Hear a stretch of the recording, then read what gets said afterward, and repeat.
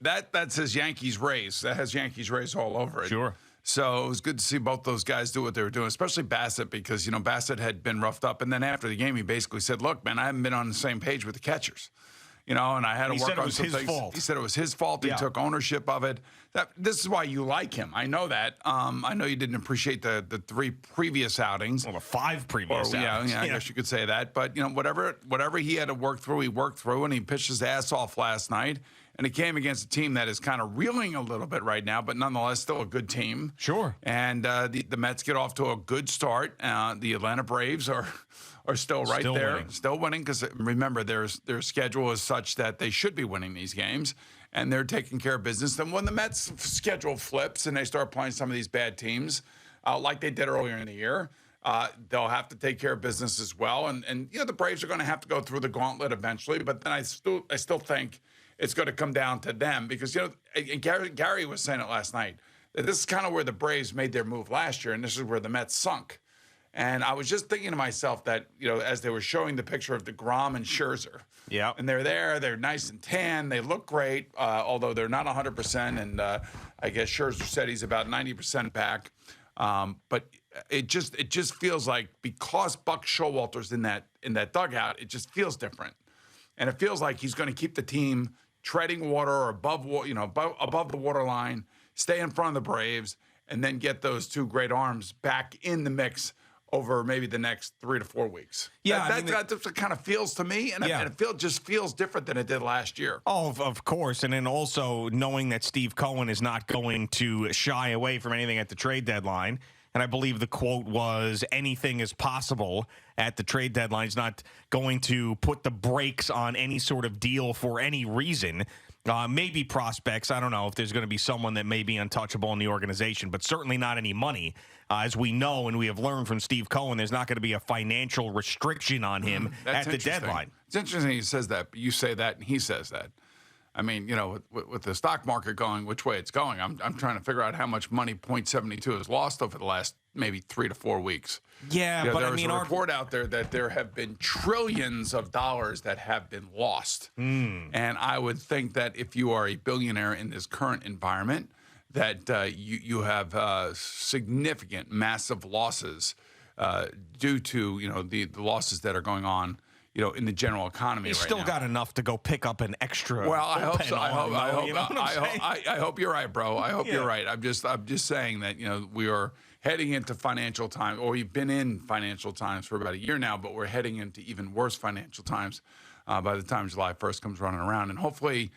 He's doing well. Hopefully, .72 Asset Management is managing their assets the right way, as opposed to worrying about the analytics of a baseball team, and they'll have money to spend, and they'll be more than happy to spend it. So hopefully, that's going to be the case, because that's what we're all hoping for. And when he took over the team, that's what we all thought about. But we also weren't thinking about, recession, inflation, stock market collapsing, all the things that are going on right now. You're telling me that Steve Cohen now, because of the economy, is not going to go out and add a player at the trade deadline? I'm just saying. Come on. You just don't know what the losses are and what they potentially could be. That's all I'm saying. Oh, I'm sure.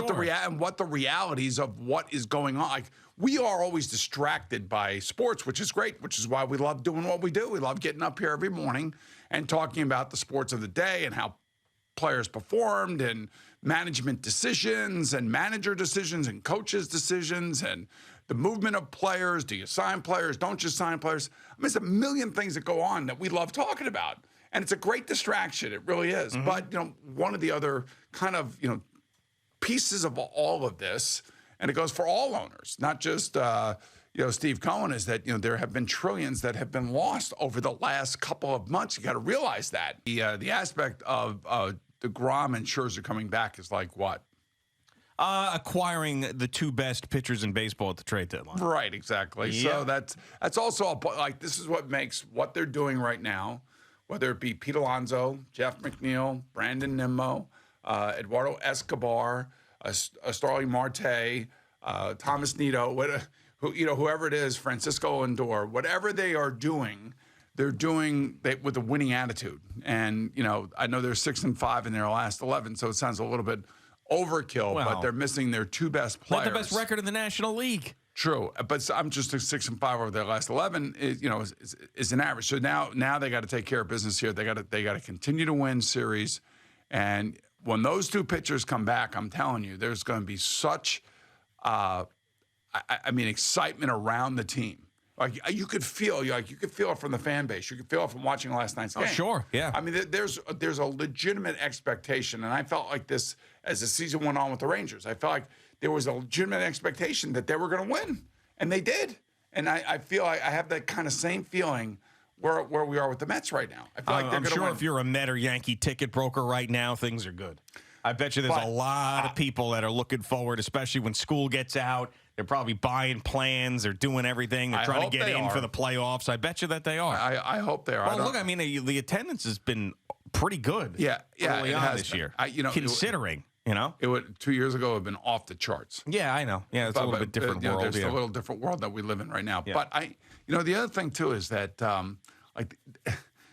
watching like Garrett Cole last night. Mm-hmm. That's supposed to be Scherzer and DeGrom for us. Yeah, and we don't even have those guys yet, and that's why I feel like this thing is building. And there have been moments this year that we've already seen where they've won games where maybe in the past they wouldn't have won games. They've come back in games. How many times the Rangers came back from in a deficit during a game, and they ended up winning games? And there are so many of those signature types of games that happen. And I know that Ronnie and Keith talk about it all the time. Okay, this is a moment in time where this is a special moment. It's one of 162 games, but nonetheless, it's a moment that we haven't had in the last few years. So it kind of leads you to believe that this team believes that it is really a good team and they can win without their two best pitchers. Yeah, I mean, you get that same feeling with the Yankees as well. I mean, we have talked about the Yankees even in previous years when they have won during the regular season, that they've done it sort of in ho-hum fashion, or they're a boring team, or they just hit a bunch of home runs or whatever it is. The only time that they were exciting is when young guys got called up and overachieved when the big guys went down with injury. But it's been the exact opposite this year. I mean, they're either bludgeoning people, or, I mean, their games are fun. You're getting contributions from people all over the place. I mean, Kiner Falefa with a big RBI last night. Trevino has been great throughout the year. Matt Carpenter, I mean, picking him up was like another one of those Brian Cashman things that has worked out during the season. Well, both of these teams, I'm trying to think, like, what would they want at the trade deadline? Obviously, a bullpen arm or two, I guess. Yeah, I mean, the Mets and Yankees are definitely both going to be fighting for that together at the trade deadline. Okay, well, the one thing I will say against one another, rather, and I think we talked a little bit about it yesterday, was the fact that everybody was all over Brian Cashman in the preseason. Mm-hmm. Everybody.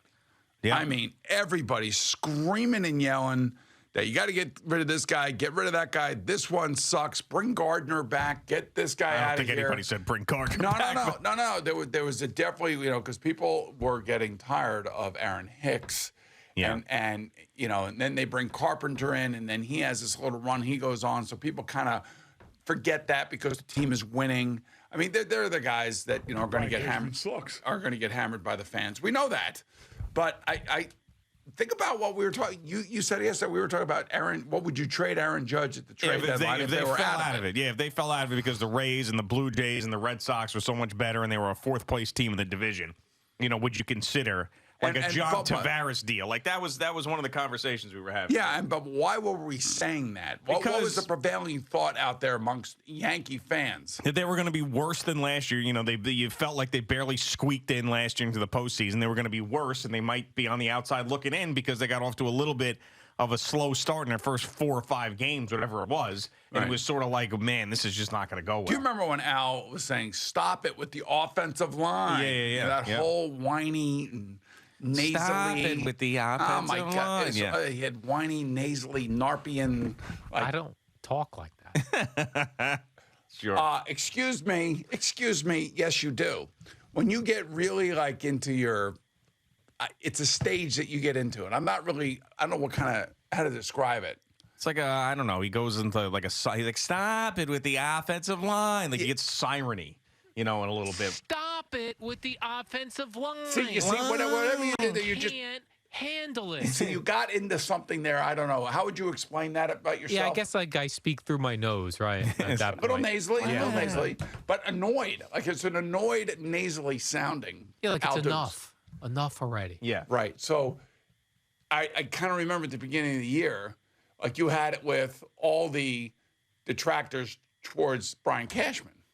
Did he? Like, yes, he was. Brian Cashman sucks. He was very, very annoyed. Okay. With the word that we like to use nowadays in the world of media and communications and journalism, the narrative that was coming out of training camp and the lockout.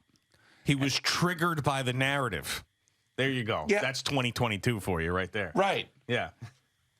That's true. It was so true. Triggered by the narrative. And I noticed the nasally Al Dukes, the whiny biatch, nasally. The whiny biatch. Like just completely. The Yankees are weak. I don't know what all these noises he makes when he gets like that. So, I mean, and now you got the best record in baseball, a team that's just flying high, playing great, and can anybody bitch about anything? Right now? No, not at all.